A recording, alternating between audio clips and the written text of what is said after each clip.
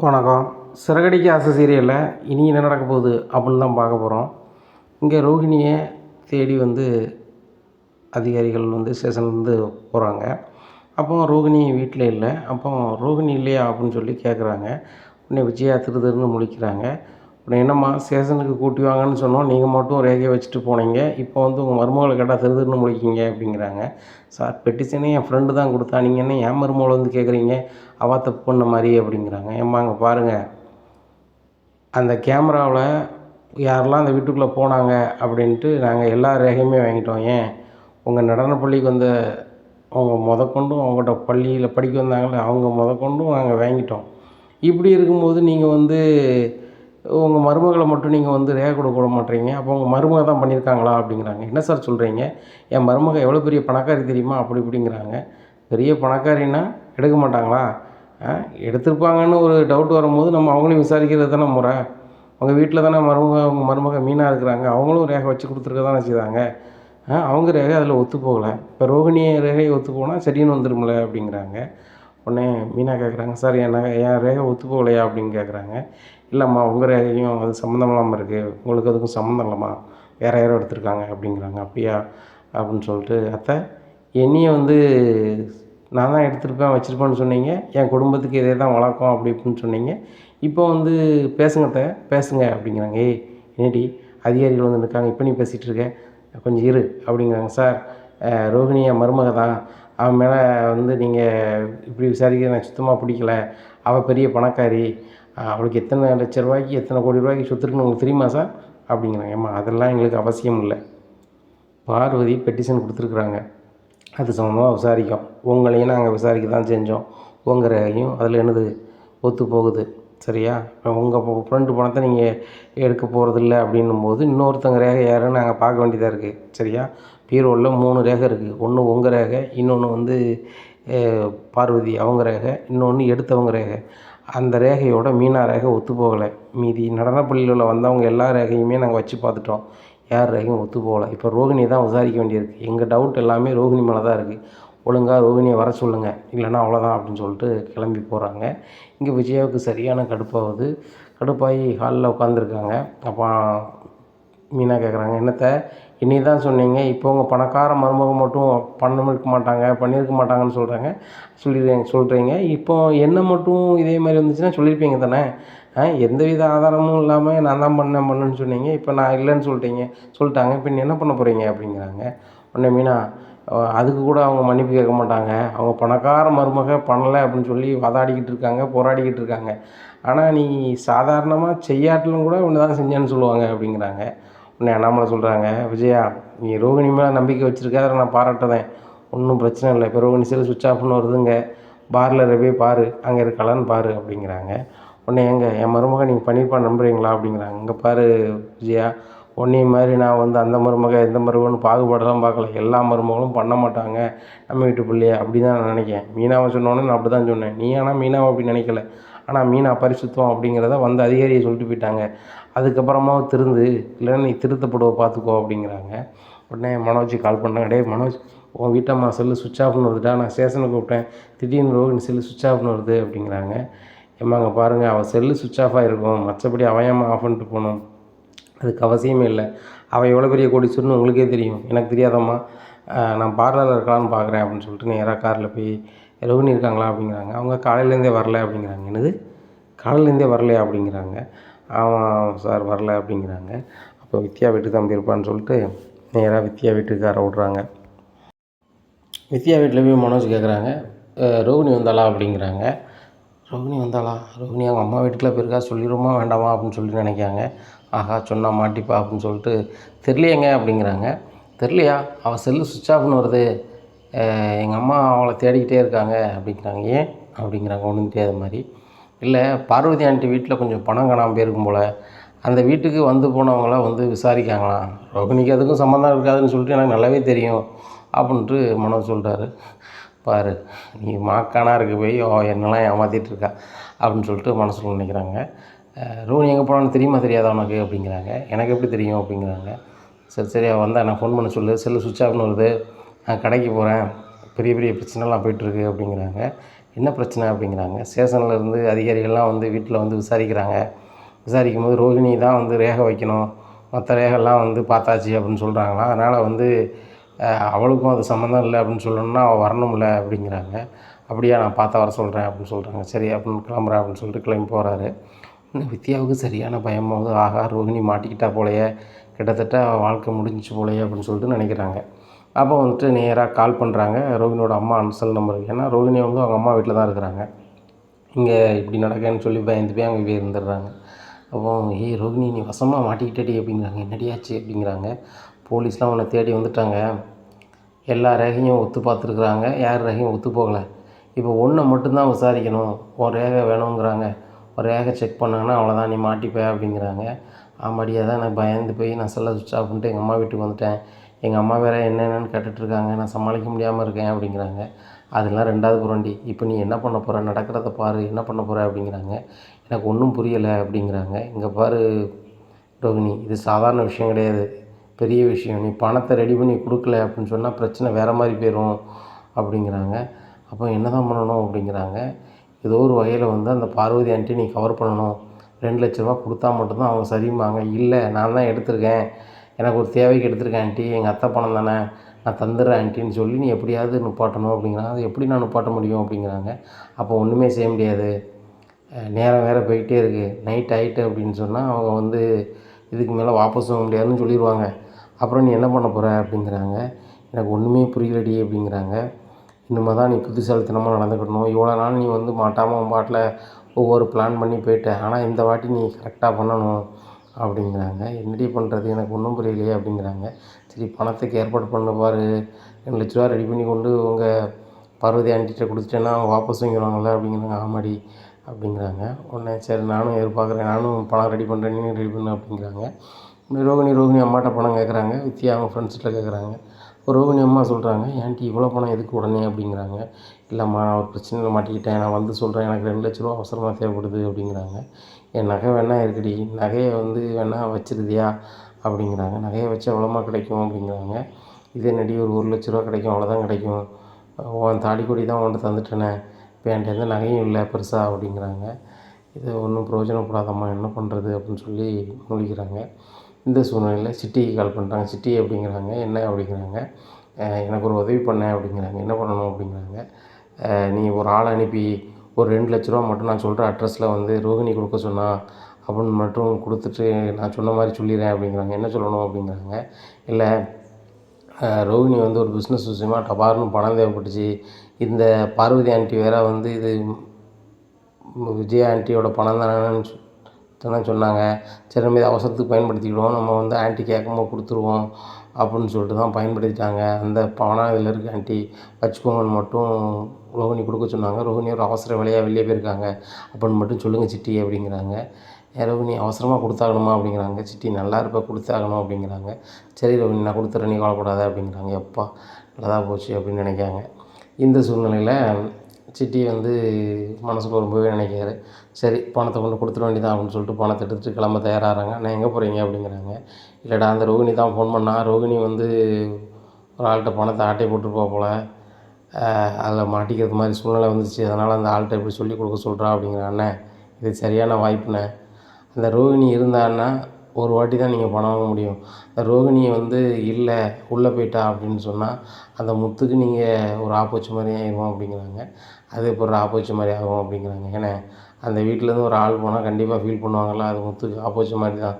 அதுபோக ரோகிணி உள்ளே போனாங்கன்னா அவங்க அத்தைக்கிட்ட நீங்கள் சடுகுடு ஆடலாம் அப்படிங்கிறேன். எப்படி சடுகுடு ஆட முடியும் அப்படிங்கிறாங்க. அதெல்லாம் பிளான் இருக்குண்ணே, ஒன்றும் பிரச்சனை இல்லை, நீங்கள் ஒன்று செய்யுங்க, நான் பணம் கொண்டு போகிறேன்னு சொல்லிட்டு டயத்தை மட்டும் ஓட்டிடுங்க. அவங்களுக்கு தெரியாது ஒன்றும் இல்லை, அந்த பெட்டிஷனை குறிப்பிட்ட நேரம் தான் பார்ப்பாங்க. அதுக்கப்புறம் அவங்க வழக்கம் போல் ஆக்சிடெண்ட்டுக்கு ஆரம்பிச்சிடுவாங்க. அவங்க எடுத்துட்டாங்கன்னா ரோகிணி கன்ஃபார்மாக உள்ள. அதுக்கப்புறம் ஒரு ஆட்டையை போட்டுக்கலாம் என் ஆண்டிக்கிட்ட. அதுக்கப்புறம் வெளில வந்த பின்னாடி ரோகிணிகிட்ட வசமாக ஆட்டையை போடலாம். அப்படி ஆட்டையை போட்டு நம்ம செட்டில் ஆகிடலாண்ணே. ஏன்னே கிடந்து இப்படி வட்டி கொடுத்துக்கிட்டு 5 10 பிரிச்சுட்டு கிடப்பானே. அந்த தினேஷே மாதம் ₹1 முதலீடு பண்ணாமல் மாதம் 50 வட்டிக்கு வாங்கின மாதிரி வாங்கிட்டு இருந்திருக்கான். நீங்கள் வாங்க முடியாதுண்ணே வெயிட்டா அப்படிங்கிறாங்க. ஆமாம், இது நல்ல யோசனை தான் அப்படின்னு சொல்லிட்டு ரோகிணி, நான் பக்கத்தில் வந்துட்டேன், அவங்க இல்லை அப்படிங்கிறாங்க. அப்படியா சிட்டி, எப்படியா அது நீ கொடுத்துட்டு எனக்கு ஃபோன் பண்ணி சொல்லிடு அப்படிங்கிறாங்க. சரி ரைட்டு அப்படிங்கிறாங்க. இந்த சூழ்நிலையில் வந்துட்டு சிட்டி மறுபடியும் கால் பண்ணுறாங்க ரோகிணி. ரோகிணி நான் பணம் கொடுத்துட்டேன் அப்படின்னு ஒரு ஆக்ஷனை போடுதாங்க. அப்படியே ரொம்ப சந்தோஷம் அப்படிங்க. இன்னும் ஒன்றும் பிரச்சனை இல்லை அப்படிங்கிறாங்க.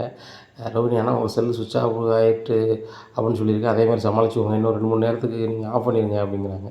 சரி சிட்டி அப்படின்னு சொல்லிட்டு செல்லை ஆஃப் பண்ணிடுறாங்க. இங்கே அதிகாரிகளும் பார்க்குறாங்க. வாபஸ் வாங்குற டைம் முடிஞ்சு போச்சு. இதுக்கு மேலே நம்ம ஒன்றும் செய்ய முடியாது அப்படின்னு சொல்லிட்டு அவங்க நடவடிக்கை எடுக்க வேண்டியதான் அப்படின்னு சொல்லிட்டு நேராக ரோகிணி வீட்டுக்கு இங்கே வராங்க. விஜயா வீட்டுக்கு. அம்மாங்க பாருங்கள், வாபஸ் வாங்க டைம் முடிஞ்சு போச்சு. ரோகிணி தான் வந்து பண்ண மாதிரி தெரியுது. அவங்கள நாங்கள் வந்து இது பண்ண போகிறோம். உள்ளே அடைச்சி விசாரித்தா தான் தெரியும். அவங்கள எங்கே அப்படிங்கிறாங்க. தெரில சார், நாங்கள் தான் தேடிட்டு தான் இருக்கோம், வச்சுட்டு தான் இருக்கோம் அப்படிங்கிறாங்க. அவங்க ஹஸ்பண்ட் நம்பர் கொடுங்க அப்படின்னு சொல்லிட்டு மனோஜுக்கு பேசுகிறாங்க. மனோஜ் சார் நான் எங்கெல்லாமா தேடி பார்த்தேன் காணல சார் அப்படிங்கிறாங்க. அப்போ அவங்க வீட்டம்மா தான் பண்ணியிருக்காங்க. பெரிய இடத்துல உள்ள பொண்ணு அப்படி இப்படின்னு சொல்கிறீங்க. ஆனால் இந்த மாதிரி சில்லறை செட்டெல்லாம் பண்ணியிருக்காங்க அப்படிங்கிறாங்க. சார் என்ன சார் நீங்கள் பேசிகிட்டு இருக்கீங்க? என் வீட்டம்மா எனக்கு வாய்ப்பு இல்லை அப்படி இப்படிங்கிறாங்க. சார் எடுக்கலைன்னா வந்து சொல்லணுமா சார்? இப்போ ஒன்றும் செய்ய முடியாது. அந்த பார்வதியை நினச்சாலும் இன்னும் ஒன்றும் செய்ய முடியாது. நம்ம வந்து வேறு எங்கேயாவது தான் பார்க்கணும். நீதி அரசர்கிட்ட தான் போய் நீதி அரசர்கிட்ட தான் போய் பார்க்கணும். இன்னுமெல்லாம் இங்கெல்லாம் சேஷனில் ஒன்றும் செய்ய முடியாது அப்படி இப்படிங்கிறாங்க. உடனே மனோஜுக்கு என்ன சின்னே தெரில. கடையை அடைச்சி வீட்டு வரையாமல் ரோகிணி எங்கேம்மா போனாங்க அப்படின்னு கேட்குறாங்க. ஓம் பொண்டாட்டி எங்கே போனான்னு என்கிட்ட கேட்டுட்ருக்கேன். எனக்கு அவன் மேலே கடுப்பாக இருக்குது. ஃபோன் அடிச்சா சுவிட்ச் ஆஃப்னு வருது. இப்போ நான் ஸ்டேஷன்லேருந்து அடிக்கடி வந்துட்டுருக்காங்க. பக்கத்து வீட்டிலாம் என்னென்னு கேட்பாங்களாடா அப்படின்னுட்டுருக்காங்க. உடனே முத்து பார்க்குறாரு விஜயாவை. மீனா எந்த தப்புமே செய்யாமல் மீனாவை போகிற சொன்னீங்க. ஏன் இப்போது சிந்தனையை ரோகிணி தான் செஞ்சுருப்பான்னு நீங்கள் நினைக்க மாட்டீங்க? ஆனால் ஏன்னா அவங்ககிட்ட பணம் இருக்குல்ல, அவங்கள சிந்தை பண்ண மாட்டீங்க. அவங்க பணக்காரங்க செய்ய மாட்டாங்க. நல்லா இருக்குது அப்படிங்கிறாங்க. உடனே ரோகிணியை பற்றி ஸ்ருதி சொல்கிறாங்க. ஆண்டி இப்படியான சூழ்நிலை வந்து கூட நீங்கள் சிந்திக்கலாம். சரி ரைட்டு, அவங்கள விசாரணை கூப்பிட்றாங்க, விசாரணைக்கு வரமாட்றாங்க, செல்லு சுவிட்ச் ஆஃப்னு வருது, கேட்ட இடத்துலலாம் இல்லை.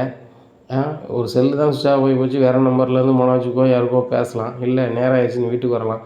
எதுவுமே நடக்கலை. இப்போ கூட நீங்கள் ரோகிணி நினைக்க மாட்டீங்க. ஆனால் மீனாவை அசால்ட்டாக நீங்கள் நாக்குக்கு மேலே பல் போட்டு பேசுவீங்க.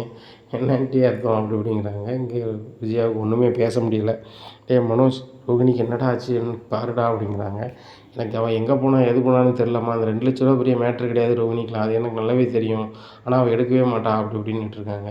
உடனே முத்து சொல்கிறாரு, அப்போ வர வேண்டியதானே வீட்டை மாதிரி ரேகையை மட்டும் வச்சு கொடுத்து எங்கனாலும் போக வேண்டியதானே அப்படிங்கிறே. உன் பொண்டாட்டி மாதிரி கஷ்டப்பட்ட குடும்பம் கிடையாடா. என் பொண்டாட்டி பெரிய லாடு லபக்குடா அப்படிங்கிறாங்க. ஆமாம் பெரிய லாடு லபக்கு தான் அப்படி இப்படின்னு சொல்லிட்டு பேசிகிட்டு இருக்காங்க. இப்படியா இருக்குது. இந்த சூழ்நிலையில் வித்தியாட்டிருந்து ரோகிணி கால் வருது. ரோகிணி வசமாக உனக்கு சிட்டி ஆப்போசிட்டான் அப்படிங்கிறாங்க. என்னாச்சு அப்படிங்கிறாங்க. சிட்டிலாம் வந்து அந்த ஆண்டிகிட்ட பணமே கொடுக்கல, அவங்க பெட்டிஷனையும் வாபஸ் வாங்கலை. இப்போ வந்து ஒன்றும் செய்ய முடியாது. உன்னை வந்து பிடிச்சே ஆவாங்க. நீ செல்லு இனிமேல் என்கிட்ட பேசாத, இனிமேல் எனக்கு விசாரணைக்கு வந்துடும் அப்படிங்கிறாங்க. உடனே என்ன இப்படி சொல்கிற அப்படிங்கிறாங்க. ஆமாம் அப்படிங்கிறாங்க.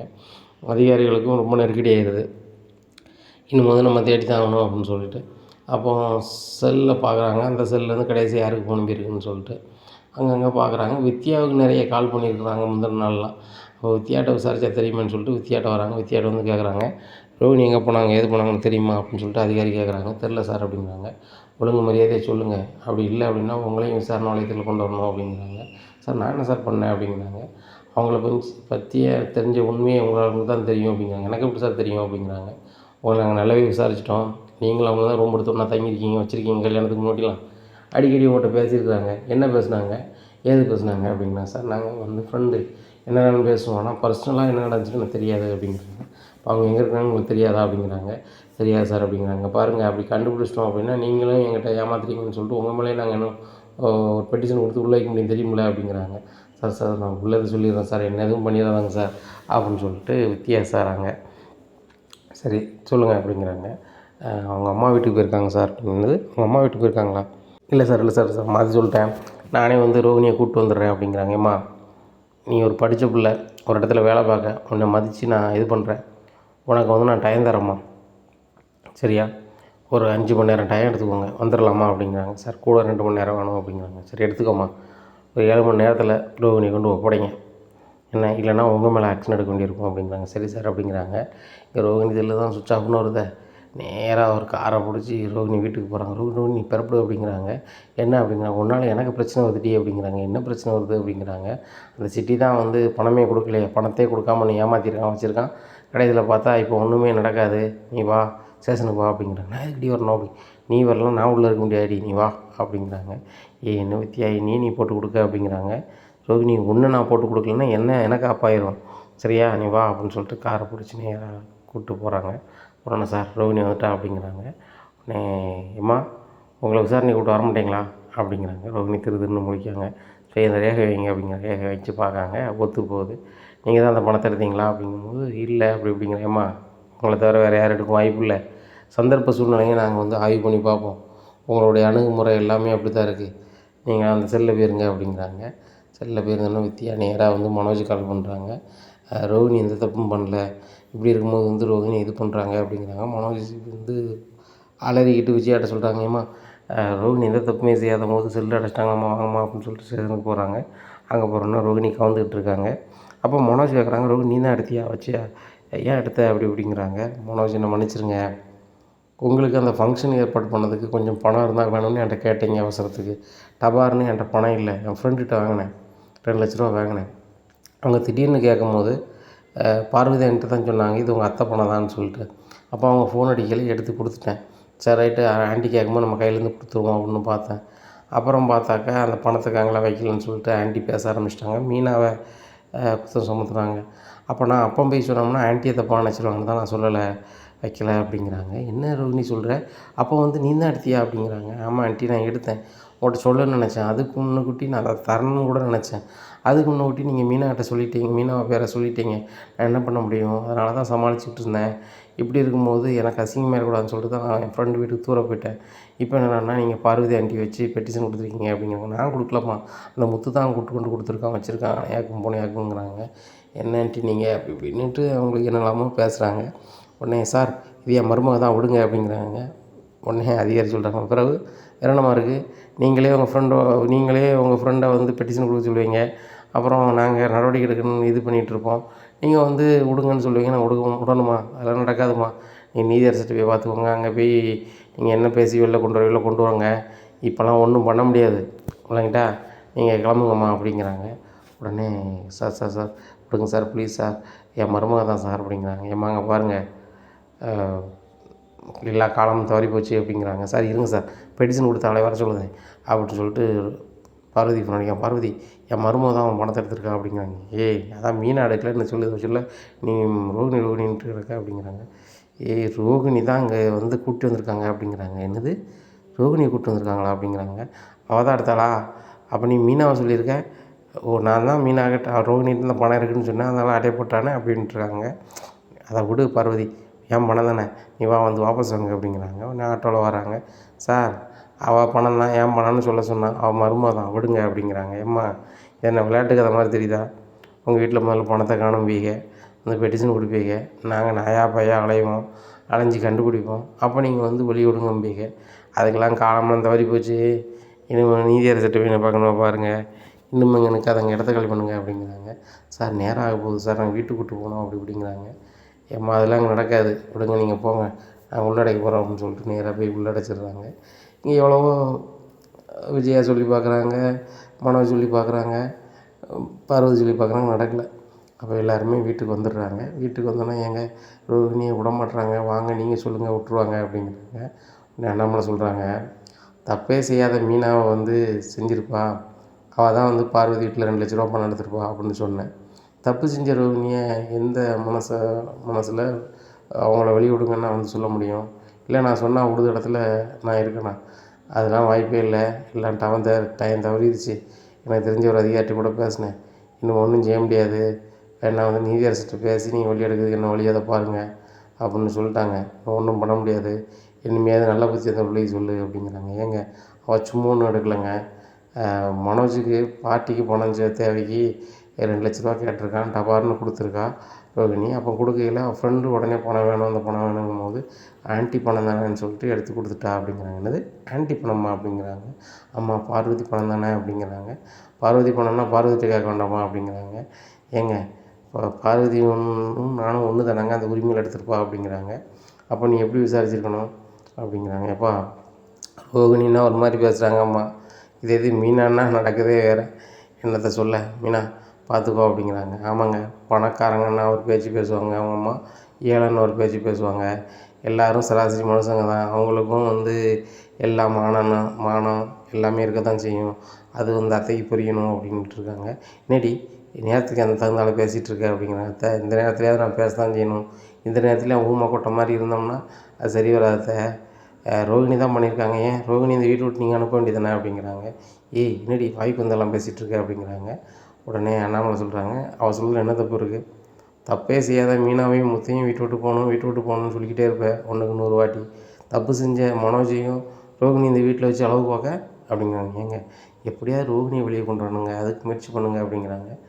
இங்கே பாரு விஜயா, நீ எந்த வகையில் பார்ப்பியோ என்ன செய்வியோ எது செய்வியோ ரோகிணியை கூப்பிட்டு வா கொண்டு வராமல் போ. ஆனால் இது சம்மந்தமாக தலையிட நாங்கள் யாரும் மாட்டோம் அப்படிங்கிறாங்க. டேய் ரவி நீனா ஏதாவது பண்ணுடா அப்படிங்கிறாங்க. உன் மாமனார் தான் வந்து பெரிய பெரிய ஆள் தெரியுமே, சுதி நீனா பேசுமா அப்படிங்கிறாங்க. இங்கே பாருங்கள் ஆண்டி, மீனாவுக்கோ முத்துக்கோ ஏதாவது ஒன்றுனா எங்கள் ஆண்டி எங்கள் அப்பாட்டையோ எங்கள் அம்மாட்டையோ ஏன் எனக்கு தெரிஞ்சவங்ககிட்டயோ நான் பேச நான் சலிக்கவே மாட்டேன். ஆனால் இந்த ரோகிணி இப்படி தப்பும் செஞ்சுட்டு மீனா மேலே வேறு ஒரு அஞ்சல் போட்டு அடிச்சு சொன்னாங்கல்ல, இதை நான் மன்னிக்கவே மாட்டேன். அந்த ரோகிணிக்காக நான் சப்போர்ட்டே பண்ண மாட்டேன் அப்படிங்கிறாங்க. என்ன ஸ்ருதி அவளும் பணக்காரி நீனும் பணக்காரி, ஒரு பணக்காரி ஹெல்ப் பண்ணக்கூடாதா அப்படிங்கிறாங்க. ஆண்டி என்னை மன்னிச்சிடுங்க, நான் பணக்காரி கிடையாது. நான் ரவியோட பொண்டாட்டி, நானும் சராசரி மனுஷன் தான். மீனா எப்படி உழைச்சி சாப்பிடுதாங்களோ அதேமாதிரி நான் உழைச்சி சாப்பிட்றேன். எங்கள் அப்பா அம்மா சொத்துக்கு நான் ஒரு காலமும் ஆசைப்பட போகிறதில்ல அப்படின்னு சொல்லிட்டு அவங்க ரூம் பார்த்து போயிடுறாங்க. பார்த்தியா எவ்வளோ எள்ளுக்கான பிள்ளைகள், அந்த பிள்ளைகள் உனக்கு புத்தி சொல்லுது, அந்தளவுக்கு நீ புத்தி இல்லாமல் இதை விஜயா இனிமையாவது ஒழுங்காரு அப்படிங்கிறாங்க. டேய் மனோஜ், ரோகிணி உன் பொண்டாட்டி, நீ வெளியே கொண்டு வரதுக்கு என்ன முயற்சி பண்ணுவே பண்ணு, அதுக்கு முன்னாடி பார்வதிக்கு கொடுக்க வேண்டிய பணத்தை கொடுத்துரு அப்படிங்கிறாங்க. உடனே பார்வதி ஆண்டி அப்படிங்கிறாங்க. என்னப்பா அப்படிங்கிறாங்க. பணம் தந்துடுறேன் அப்படிங்கிறாங்கப்பா. எனக்கெலாம் பணம் வேண்டாம், அதெல்லாம் விடு, ரோகிணி வெளியே கொண்டு வரதுக்கு முயற்சி பண்ணுப்பா அப்படிங்கிறாங்க. சரி ஆண்டி அப்படிங்கிறாங்க. அப்போ ரோகிணி 2-3 நாளைக்கு வெளியே எடுக்க முடியாது, 2 நாள் லீவ் வந்துடுது அப்படின்றாங்க. இங்கே வீட்டில் விஜயா ரொம்பவே சோகமாக இருந்துகிட்ருக்காங்க. மனோஜ் கடைக்கு போயிடுறாரு. இப்படி போயிட்டுருக்கு. இங்கே முத்து வந்து பேச்சாக இருந்தாலும் மனசு கஷ்டமாக தான் இருக்குது. நம்ம வீட்டில் இருந்த பிள்ளை வந்து உள்ளே இருக்காள, இப்படி ஆயிடுச்சு, நம்ம கொண்டு பார்வதி ஆண்டியை கொண்டு விடலைன்னா வந்து இப்படி ஆயிருக்காது அப்படின்னு சொல்லி ரொம்பவே வருந்திட்டுருக்காங்க கர்ஷனில். அப்போ செல்வம் சொல்கிறாரு, நீ அப்படி செய்யலைன்னா முத்து சிஸ்டரை குறை சொன்ன மாதிரி ஆயிருக்கும். நீ பண்ணது கரெக்டு தான், ஆனால் ரோகிணி தப்பு செஞ்சுருக்காங்க, அதுக்குள்ளே தண்டனை அனுபவிக்கிறாங்க. நீ அதில் ஏன் வருத்தப்படுற?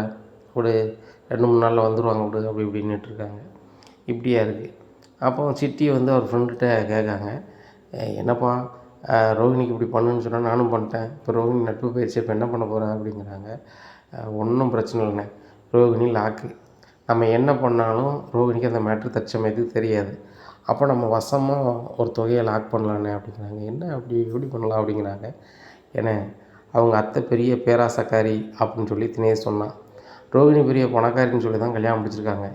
ரோகிணியோட அப்பா வேறு அங்கே உள்ளே இருக்கார், அவருக்கு கோடிக்கணக்கான பணம் வந்து அக்கௌண்ட்டில் கிடக்கு, ஏகப்பட்ட சொத்து இருக்குதுன்னு சொல்லி மாமியார் நம்பிக்கிட்டு இருக்காங்க அப்படின்னு தினேஷ் சொன்னான்.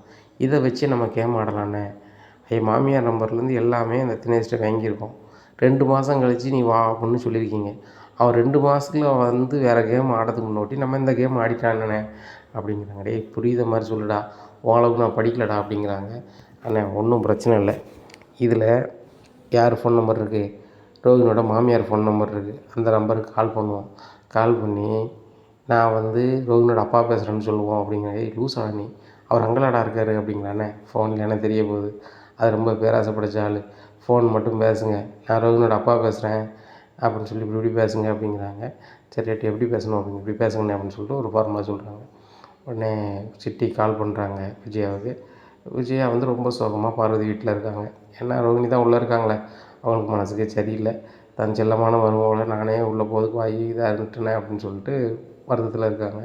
பார்வதி மேலேயும் சின்ன கோபத்தில் இருக்காங்க. அப்போ பார்வதி காஃபி போட்டு கொண்டு கொடுத்துருக்காங்க, குடிக்காமல் அப்படியே பார்த்துக்கிட்டே இருக்காங்க.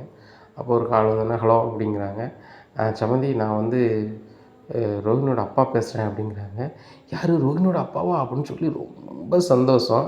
மனசுக்குள்ளே ஆகா ரோகிணி வேறு உள்ளே இருக்காளா, எங்கேன்னு கேட்டால் என்ன சொல்கிறதுன்னு தெரியலையே அப்படின்னு சொல்லிட்டு சம்மந்தி அப்படிங்கிறாங்க. ஏம்மா ஒன்றும் பிரச்சனை இல்லை, நல்லா இருக்கீங்களா அப்படிங்கிறாங்க. சம்மந்தி என் ஃபோன் நம்பர் எப்படி தெரியும் அப்படிங்கிறாங்க. நான் ரோகிணிகிட்ட தான் வாங்கினேன், முன்னாடி வாங்கி வச்சுருந்தேன், எதுக்கும் தேவைப்படும்னு சொல்லிவிட்டு. சம்மந்தி நீங்கள் வெளியே வந்துட்டீங்களா அப்படிங்கிறாங்க. இல்லை உள்ளே தான் இருக்கேன், இப்போ ஒரு அதிகாரி ஃபோன் நம்பரை வாங்கி தான் உள்ள அதிகாரி நம்பரை வாங்கி தான் பேசுகிறேன். நான் வந்து சீக்கிரம் வெளில வந்துடுவேன், அதுக்கு ஒரு சின்ன வேலை ஒன்று செய்யணும். எனக்கு கோடிக்கணக்கான பணமும் பிஸ்னஸும் வெளியில் இருக்குது, ஆனால் வந்து இப்போதைக்கு என்னால் ஒன்றும் செய்ய முடியல. ஒரு 40,00,000 வரைக்கும் தேவைப்படுது. அது மட்டும் நீங்கள் ரெடி பண்ணிட்டீங்கன்னு வச்சுக்கோங்க, நான் உடனே வெளில வந்துடுவேன். என் அக்கௌண்ட்டில் கோடிக்கணக்கான பணம் இருக்குது. அதை உடனே எடுத்து உங்களுக்கு எத்தனை கோடினாலும் தந்துடுவேன் சம்மந்தி. எனக்கு ரோஹிணிகிட்டயோ மாப்பிள்ளைகிட்டயோ வேறு யார்ட்டையும் கேட்க எனக்கு ரொம்ப வெட்கமா இருக்குது. நான் கோடிக்கணக்கில் புழங்கிட்டேன் பார்த்தீங்களா அப்படி இப்படிங்கிறாங்க. ஆமாம் சம்மந்தி, நீங்கள் பெரிய கோடீஸ்வரன்னு சொன்னாங்க. உங்கள் அக்கௌண்ட்லேயே 300 கோடி ரூபாய்க்கு மேலே ஊர் பேங்கில் இருக்காமல, உங்களுக்கு தான் நிறைய பேங்க் அக்கௌண்ட் இருக்குமே, ஏகப்பட்ட பணம் இருக்குமே அப்படி இப்படின்னு சொல்லி விஜயா வாயை பிளக்காங்க. உடனே சிட்டி நினைக்காங்க, ரைட்டு பிளான் ஒர்க் அவுட் ஆகுது அப்படின்னு சொல்லிட்டு. ஆமாம் ஆமாம் நிறைய பணம் இருக்குது அப்படி இப்படிங்கிறாங்க சிட்டி. சம்மந்தி இப்போ நான் என்ன செய்யணும் அப்படிங்கிறாங்க. ரோகிணியும் வந்து நல்ல வசதியான வீட்டில் தான் வாழ்கிறா அப்படி இப்படின்னு சொல்கிறாங்க. என் மருமகன் பெரிய பிஸ்னஸ் பண்ணுறாரு, எங்கள் மாமியார் மாமனார்லாம் நல்லா வசதின்னு சொல்கிறாப்புல. இப்போ எனக்கு வந்து ஒரு 40,00,000 தேவைப்படுது. நான் ஒரு ஆளை அனுப்புகிறேன். அந்த ஆளுக்கு நீங்கள் கொடுத்துட்டீங்கன்னாக்கா அதை நான் வந்து ஒரு வழியில் உள்ளே கொடுத்துட்டோம் அப்படின்னா என்னை வெளில விட்ருவாங்க. வெளில விட்டா மறுநாளே நான் வந்து அந்த கோடிக்கணக்கான பணத்தை கையாளக்கூடிய அதிகாரம் எனக்கு வந்துடும். வந்துட்டுனா சம்மந்தி அந்த பணத்தை அப்படியே ரோஹின்கிட்ட கொடுத்தோ மாப்பிள்ளைகிட்ட கொடுத்தோ பிஸ்னஸ் பண்ண சொல்லிடுவேன். ஏன் உங்களுக்கே கூட வந்து பெரிய ஒரு பிஸ்னஸ் பண்ணி கொடுத்துருவேன் அப்படிங்கிற. சம்மந்தி உண்மையாக தான் சொல்கிறீங்களா அப்படின்னு. உண்மையாக தான் சொல்கிறேன், எனக்கு இங்கே உள்ள சூழ்நிலை அப்படி இருக்குது. சரி நான் நாளைக்கு உங்கள்கிட்ட பேசுகிறேன் அப்படின்னு சொல்லிட்டு ஃபோனை வச்சிடுறாங்க. இங்கே விஜயாவுக்கு பயங்கரமான சந்தோஷம். ரோஹினியோட அப்பா கால் பண்ணி பேசிட்டாங்க அப்படின்னு சொல்லிட்டு. ரோஹிணிக்கு அப்பாவை பேசிட்டாங்களே அப்படின்ட்டு. அப்போ விஜயா என்ன ரொம்ப சந்தோஷமாக இருக்கல. என்ன விஜயா சந்தோஷமாக இருக்க, உன் மருமக வெளியே வந்துட்டாளா அப்படிங்கிறாங்க. அதோட பெரிய சந்தோஷம், ரோஹினியோட அப்பா எனக்கு கால் பண்ணி பேசினாங்க அப்படிங்கிறாங்க. அவர் கால் பண்ணி பேசினாரா? அவர் உள்ளே தானே இருக்குன்னு சொன்னாங்க அப்படிங்கிறாங்க. உள்ளே தான் இருக்கார், அவர் தான் பெரிய பணக்காரர். அவர் வந்து தெரிஞ்ச ஒரு அதிகாரியை வச்சு ஃபோன் பண்ணி என்கிட்ட பேசினார். பேசினோன்னு தான் சொல்லுதார், எனக்கு கோடிக்கணக்கான பணம் இருக்குது, இப்போதைக்கு நான் வெளியே வரணும்னா இப்போ லாக்கான பணத்தை எடுக்கிறதுக்கு நான் வெளியே வரணும். அப்போ எனக்கு கொஞ்சம் பணம் தேவைப்படுது. ஒரு ஆளை அனுப்பி விடுதேன். அந்த ஆள்கிட்ட நீங்கள் ஒரு 40,00,000 கொடுங்க, நான் வெளில வந்துடுவேன். வந்தோடனே கோடிக்கணக்கான பணத்தை நான் உங்களுக்கு தரேன், என் மருமகனுக்கு தரேன், ரோகிணிக்கு தரேன், பிஸ்னஸ் பண்ணட்டும் என்னென்ன பண்ணட்டும்னு சொல்லுதார். எனக்கு என்ன செய்யனே தெரில ரோகிணி, என்ன செய்யன்னு தெரில பார்வதி அப்படிங்கிறாங்க. ஏன் உழம்புதா, என் பேர் பார்வதி அப்படிங்கிறாங்க. புரியுது, என் சம்மந்தி பேசுகிறோன்னு எனக்கு தலையும் புரியல காலும் புரியல அப்படிங்கிறாங்க. அப்போது என் மேலே இருந்த கோவம்லாம் போயிருச்சா அப்படிங்கிறாங்க. அதெல்லாம் போயிருச்சு. ரோகிணியை பற்றி கேட்பாரோன்னு பயந்துட்டேன். ஆனால் ரோகிணிக்கே நான் பேசுறது தெரியக்கூடாது இந்த மாதிரி பேசுகிறாரு. அப்போ வந்து நம்ம ரோகிணிகிட்ட சொல்ல வேண்டாம். ரோகிணி வெளியே வரதுக்கு முன்னாடி என் அப்பா வெளியே வந்துட்டாருன்னு வச்சுக்கோ, கோடிக்கணக்கான பணம் வந்துடும், இன்னும் ஒன்றும் பிரச்சனை கிடையாது பார்வதி அப்படி இப்படின்னு பயங்கர கற்பனை ஓட்டு பண்ணுறாங்க. சரி இந்த 40,00,000 எப்படி பரட்ட போகிற அப்படிங்கிறாங்க. அதான் தெரில பார்வதி, என்ன செய்கிறது அப்படிங்கிறாங்க. பார்த்துக்கோ, யோசனை பண்ணிக்க, ஒரு ஃபோன் வந்துச்சுன்னு சொல்லி பயந்துக்கிட்டு இருக்காத, சரி அதை ஆசைப்பட்டுக்கிட்டு இருக்காத அப்படிங்கிறாங்க. இல்லை இல்லை, ரோகிணி அப்பா தான் பேசினார், அடுத்தாப்புல பேசிக்கல, நான் வந்து அவருக்கு 40,00,000 ரெடி பண்ணியிருக்கணும், என்ன பண்ணுறது ஒன்றும் புரியலையேன்னு சொல்லிட்டு இது பண்ணிகிட்ருக்காங்க. பார்வதி, என் வீட்டு பத்திரத்தை வச்சா 40,00,000 தருவாங்கல்ல அப்படிங்கிறாங்க.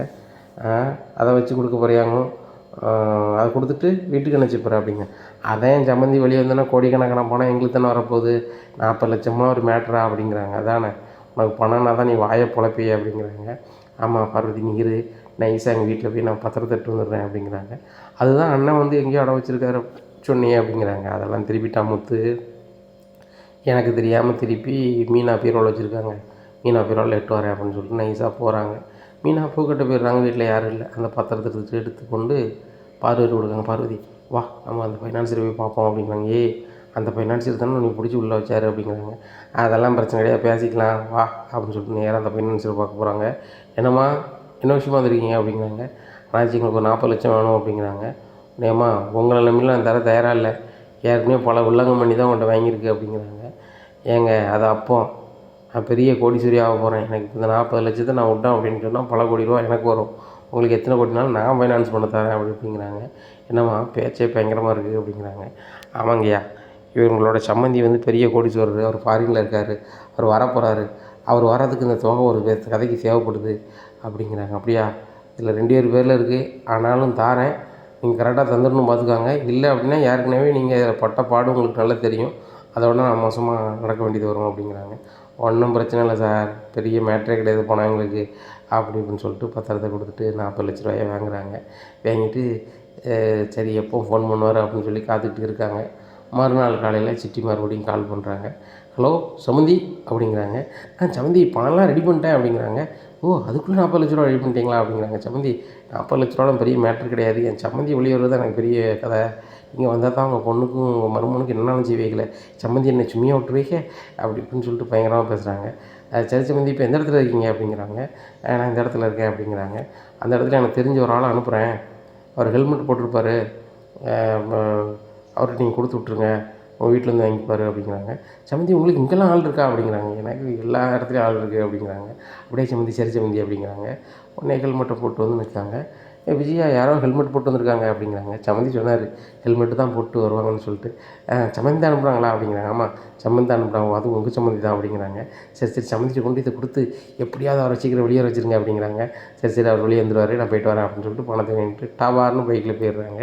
என்ன விஜயா உங்கள் சம்மந்தி டபார்னு ஒரு ஆள் அனுப்பிட்டாரு, உண்மையிலே இவர் உங்கள் சம்மந்தி அனுப்புனது தானா அப்படிங்கிறாங்க. ஏன் பார்வதி எதுக்குனாலும் சந்தேகப்பட்டே இருக்காத, என் சம்மந்தி 2-3 நாளில் வெளியே வந்துடுவார், வெளியே வந்தவர் நானே பெரிய கோடீஸ்வரி, அதுக்கப்புறம் நான் வந்து எந்த கார் வாங்கலாம், எந்த பங்களா வாங்கலாம், எந்த சொத்து வாங்கலான்னு தான் யோசிக்க போகிறேன் பாரு. ரோகிணிக்கு டபுள் சந்தோஷம் வரப்போகுது, அவள் வெளியும் வரப்போகிறா, அவங்க அப்பாவும் வரப்போகிறாங்க, கோடிக்கணக்கான சொத்தும் வரப்போகுது அப்படிங்கிறாங்க. பாரேன் அப்படின்னு சொல்லிட்டு விஜயாவை பார்வதி பார்க்குறாங்க. பணம் பணம்னே அலையுறிய, என்றைக்காவது ஒரு நாள் வந்து அது இல்லை ஒன்றுமே கிடையாது, நம்ம வெறும் குடம் தான் அப்படின்னு வரும்போது அன்றைக்கி தெரியும், அன்றைக்கி நீ எவ்வளோ சங்கடப்படுதுன்னு சொல்லிட்டு. சரி என்னத்தையோ பண்ணு, இருக்க வேட்டியே அடை வச்சுட்டேன் அப்படின்னு சொல்லிட்டு வழக்கம் போல் அவங்க சமையல் வேலையை பார்க்குறாங்க. இனி என்ன நடக்கும் அப்படிங்கிறத பொறுத்திருந்து பார்க்கலாம். நம்ம சேனலை நீங்கள் மறக்காமல் லைக் அண்ட் சப்ஸ்கிரைப் பண்ணுங்கள். நன்றி, வணக்கம்.